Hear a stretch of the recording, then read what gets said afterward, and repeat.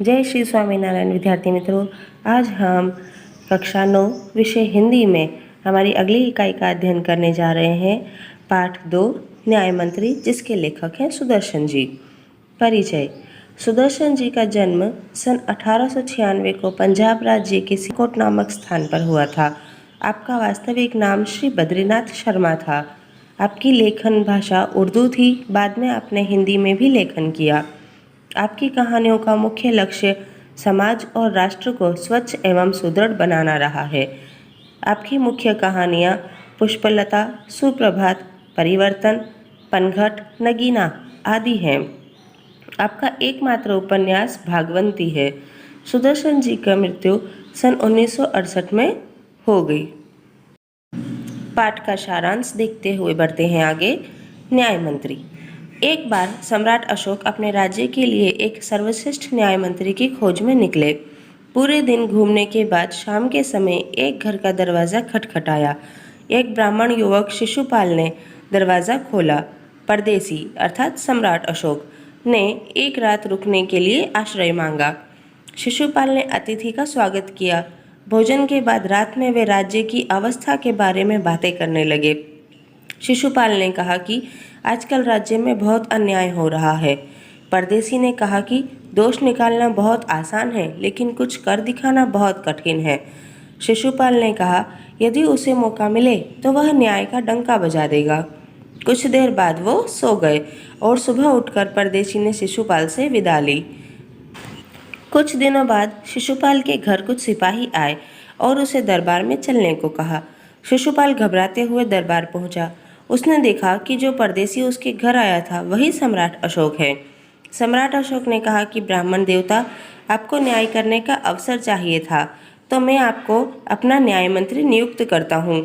अपनी अंगूठी उतारकर राजमुद्रा के रूप में दे दी। शिशुपाल ने न्याय व्यवस्था को अच्छे से संभाला। चारों तरफ शांति छा गई। किसी को कोई भय न रहा। हर कोई शिशुपाल के न्याय की प्रशंसा करता था। कुछ दिनों के बाद राज्य के एक पहरेदार की हत्या हो गई। शिशुपाल की रातों की नींद उड़ गई। दिन रात एक करने के बाद उस हत्यारे का पता चला। वह हत्यारा कोई और नहीं, स्वयं सम्राट अशोक थे। शिशुपाल दुविधा में फंस गया कि अब वह क्या करे। अगले दिन दरबार में सम्राट ने पूछा कि अपराधी का पता लगा। शिशुपाल ने हाँ कहा तो सम्राट ने अपराधी को गिरफ्तार करने को कहा। शिशुपाल ने सैनिकों को आज्ञा दी कि सम्राट अशोक को पहरेदार की हत्या के जुर्म में गिरफ्तार कर लिया जाए। दरबार में सन्नाटा छा गया। दरबारी एक दूसरे का मुंह देखने लगे। सम्राट का चेहरा क्रोध में लाल पड़ गया।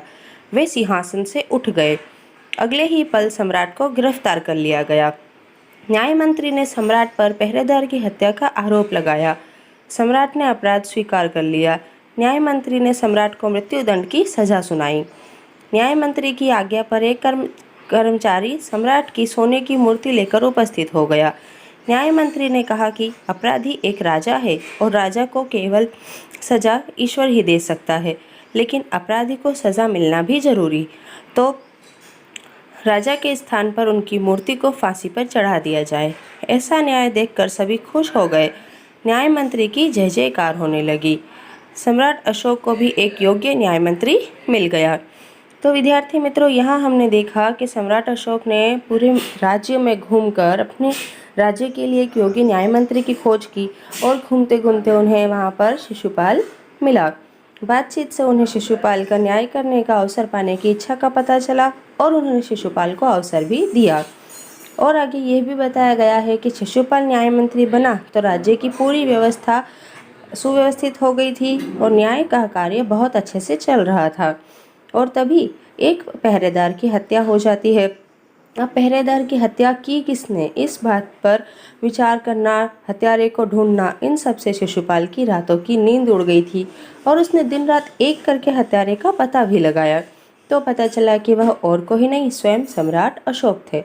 और सम्राट अशोक से जब इसके विषय में पूछा गया तब उन्होंने कहा कि वह पहरेदार उद्दंड था, उसे दंड मिलना आवश्यक था। पर यहाँ न्याय मंत्री कहते हैं कि उसे दंड देना था तो सज़ा दी जाती, इस तरह से उसकी हत्या करना उचित नहीं था और इसीलिए एक पहरेदार की हत्या के आरोप में सम्राट अशोक को गिरफ्तार कर लिया गया।